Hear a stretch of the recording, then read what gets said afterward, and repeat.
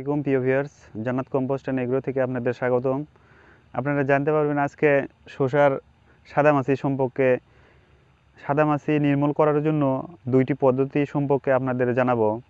প্রথম পদ্ধতি হচ্ছে আপনারা ইউলো স্টিকার মানে জৈবিক পদ্ধতিতে ইউলো স্টিকার ইউজ করবেন, ব্যবহার করবেন।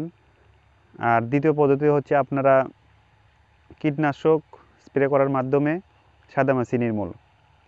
প্রথমত আমি অটোর সাকসেস সম্পর্কে বলবো। অটোর সাকসেস এবং একতারা সিনজিনটার একতারা, এই দুটো যদি আপনারা ককটেল করে একবার স্প্রে করেন, সাকসেস হচ্ছে লিটারে 1 মিলি আর এটা হচ্ছে আপনার 1 প্যাকেট 1 ঢোল। এই দুটো যদি আপনি স্প্রে করেন তাহলে সাদামাছি নির্মূল হয়ে যাবে।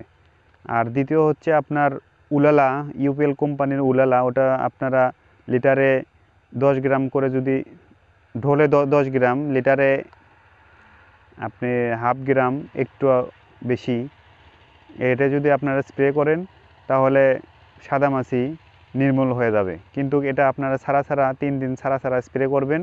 কিন্তু একইবারে আপনি শুধু সাকসেসই 2-3 বার স্প্রে করলে হবে না, একবার উলালা একবার সাকসেস। আর আপনারা শসার প্রধান সমস্যা হচ্ছে ফলমাছি যদি নির্মূল করতে চান তাহলে আপনারা গোলন্দাজ একমি কোম্পানির এবং হাকিমের সাসপেট, এই দুটো আপনারা স্প্রে করার মাধ্যমে আপনারা ফলমাছি নির্মূল করতে পারবেন।